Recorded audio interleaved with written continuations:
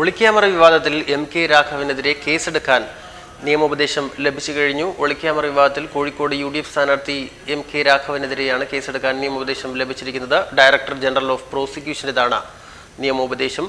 വിശദമായ അന്വേഷണത്തിന് case register ചെയ്യേണ്ടത് അത്യാവശ്യമാണെന്നാണ് അദ്ദേഹം നിർദ്ദേശം നൽകിയിരിക്കുന്നത്. കേസെടുത്താൽ മാത്രമേ ദൃശ്യങ്ങൾ ശാസ്ത്രീയ പരിശോധനയ്ക്ക് അയക്കാനാകൂ എന്നാണ് വിശദീകരണം.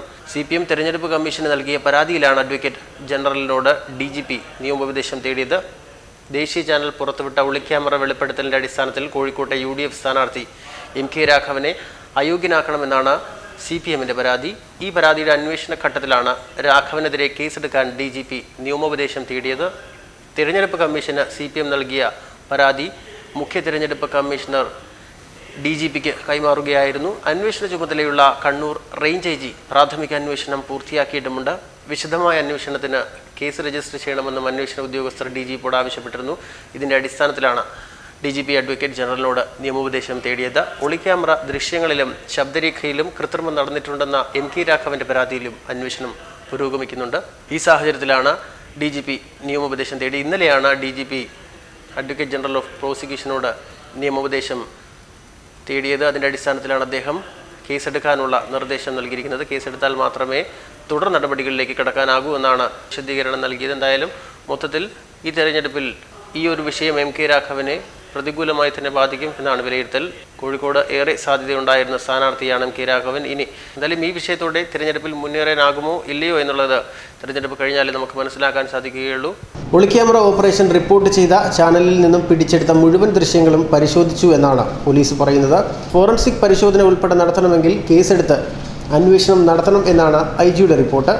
അതേസമയം CPMനെതിരായ ആരോപണം പോലീസ് തള്ളുന്ന ഒരു സാഹചര്യമാണ് ഉണ്ടായത്. ഒളിക്യാമറയ്ക്ക് പിന്നിൽ CPM ഗൂഢാലോചന ഇല്ല എന്ന ആരോപണത്തിൽ കഴമ്പില്ല എന്നാണ് കണ്ണൂർ റേഞ്ച് IG റിപ്പോർട്ട് നൽകിയിരിക്കുന്നത്. തെരഞ്ഞെടുപ്പ് കമ്മീഷൻ നിർദ്ദേശപ്രകാരമാണ് പോലീസ് നടപടി ഉണ്ടായിരിക്കുന്നത്. കമ്മീഷന് നൽകിയ പരാതിയിൽ കമ്മീഷൻ DGPക്ക് കൈമാറിയിരുന്നു. സ്വകാര്യ ചാനൽ നടത്തിയ അന്വേഷണത്തിൽ രാഘവൻ തെരഞ്ഞെടുപ്പ് ചട്ടം ലംഘിച്ചത് വ്യക്തമാണെന്ന് കാണിച്ച് DYFI ദേശീയ പ്രസിഡന്റ് PA മുഹമ്മദ് റിയാസ് നൽകിയ പരാതിയാണ് ഒന്ന്. ഗൂഢാലോചനയുണ്ട് എന്ന എം.കെ. രാഘവന്റെ പരാതി മറ്റൊന്നുമുണ്ട്. രണ്ട് പരാതികളിലാണ് പോലീസ് അന്വേഷണം നടത്തുന്നത്. തെരഞ്ഞെടുപ്പ് കമ്മീഷൻ DGPക്ക് കൈമാറിയ പരാതിയിൽ നടക്കുന്ന അന്വേഷണത്തിന്റെ ഭാഗമായാണ് മൊഴിയെടുത്തത്. അന്വേഷണ ഉദ്യോഗസ്ഥനായ CP വാഹിദ് നേരത്തെ തന്നെ മൊഴിയെടുക്കാൻ ഹാജരാകണമെന്നാവശ്യപ്പെട്ട് രാഘവന് നോട്ടീസ് നൽകിയിരുന്നു. പിന്നീട് ഫോണിൽ വിളിച്ചും ആവശ്യപ്പെട്ടെങ്കിലും എം.കെ. രാഘവൻ ഹാജരാകാത്തതിനെ തുടർന്ന് രാഘവന്റെ വീട്ടിലെത്തി പോലീസ് മൊഴി എടുക്കുകയായിരുന്നു.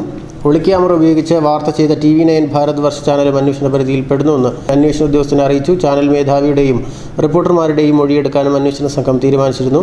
യഥാർത്ഥ ദൃശ്യങ്ങൾ ചാനലിൽ നിന്ന് അന്വേഷണ സംഘം കസ്റ്റഡിയിലെടുത്ത് പരിശോധിക്കുന്ന ഒരു സാഹചര്യമുണ്ടായി. അതേസമയം രാഘവനെതിരായ ആരോപണം കോൺഗ്രസ് പാർട്ടി തന്നെ അന്വേഷിക്കാനും തീരുമാനമായിട്ടുണ്ടെന്ന തരത്തിൽ വാർത്തകൾ വന്നിരുന്നു. കോഴ ആരോപണത്തിൽ രാഘവന് ജാഗ്രത കുറവുണ്ടായിരുന്നുവെന്നാണ് പാർട്ടി വിലയിരുത്തിയത്. തെരഞ്ഞെടുപ്പ് ചെലവുകളെക്കുറിച്ചടക്കമുള്ള രാഘവന്റെ വെളിപ്പെടുത്തൽ പാർട്ടിയെ കൂടി പ്രതിരോധത്തിലാക്കുന്നതായിരുന്നു. രാഘവന്റെ വെളിപ്പെടുത്തലിന്റെ പശ്ചാത്തലം അന്വേഷിക്കാനാണ് പാർട്ടിയുടെ തീരുമാനം. എന്നാൽ തെരഞ്ഞെടുപ്പ് കഴിഞ്ഞ് നടപടി ഉണ്ടാകൂ എന്നാണ് അറിയാൻ കഴിയുന്നത്.